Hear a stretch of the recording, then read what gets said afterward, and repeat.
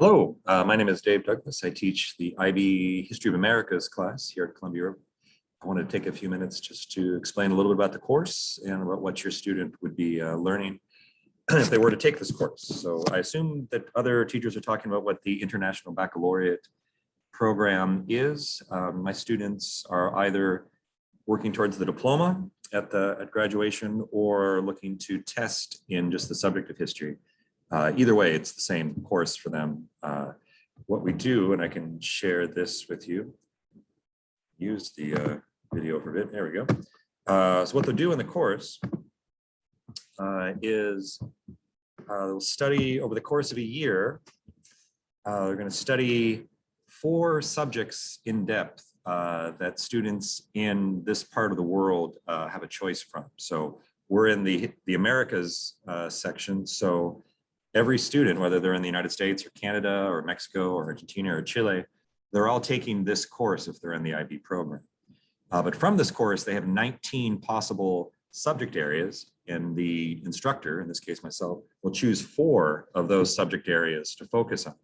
So roughly first quarter, second quarter, third, and fourth quarter. So we each do one subject per quarter. And we look at those in depth. So it's not a chronological history, nor is it just the history of the entire North and South America, but they're just 4 subject areas. And I'll show you a list of those in a moment. And teachers can choose the ones that allow them to include the requirements perhaps of their state when it comes, or their country when it comes to their history. So, you know, a lot of what we do focuses on the United States, but we also look in the regional history as well. So these are the subjects we could choose from. You know, it starts with the colonial period, which could be the colonial period of the United States or of Canada or Mexico. In our case, it's the United States. And you go through all those 19 topics there, and you'll see that a lot of them kind of follow US history, but others deal with more broader regional issues as well. The 4 that we focus on are US independence and the Constitution, which we do to meet the requirements for graduation here. The US Civil War and Reconstruction, which we're doing currently in class. And then the second semester, the Great Depression, and then civil rights. So over the course of those units, we'll look at both the US aspect, but also the regional aspects, often involving Canada and Mexico, but other countries as well. These are our textbooks that we use. You can see that there's a variety of texts that we draw from, each kind of specific to that topic. You notice that we have a book just on the Civil War and a book just on Great Depression and so on. So over the course of the year, we're working on developing the skills of an historian to be able to do research and to write persuasively, to analyze documents, and to know the content. And the way the grades work out, you see here from the syllabus, 10% on quizzes, 40% are the in-class exams, which is a lot, but that's largely what the IB exam is based on as well. The IB diploma is going to be dependent on students testing well in their senior year. So we're working on those skills throughout the year.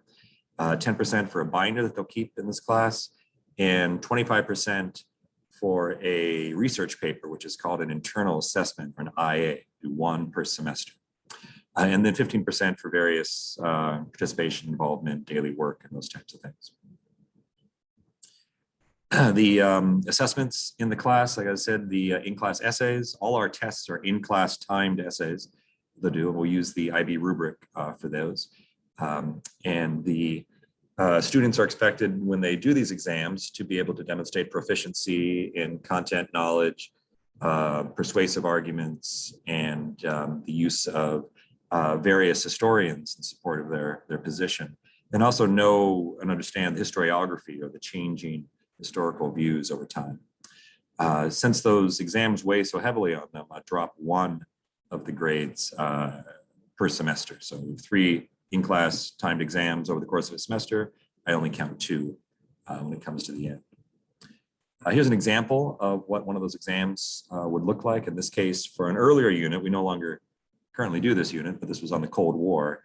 And you can see the student has a choice of 3 prompts to choose from, and then would write on the one that they choose. And then here's an example of the rubric that would be used to grade that paper. And as I grade those papers in. I find where that student falls on the rubric. In this case, was between 11 and 12 here.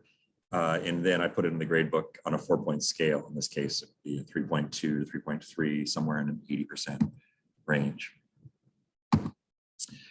I talked about the internal assessment already, but the research paper, there's 2 of those that they work on, and a common grading scale. Now, the students are taking IB history as a 2-year course. So my course, History of Americas, is their first year. And then in their senior year, they'll take the senior level, which is essentially a 20th century history course with a theme that's also selected by the teacher.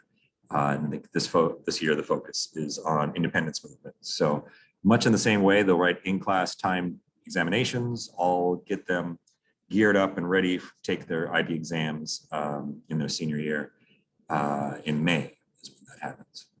So that's the course. I know this is kind of brief, but it's an exciting course. It's a intensive course.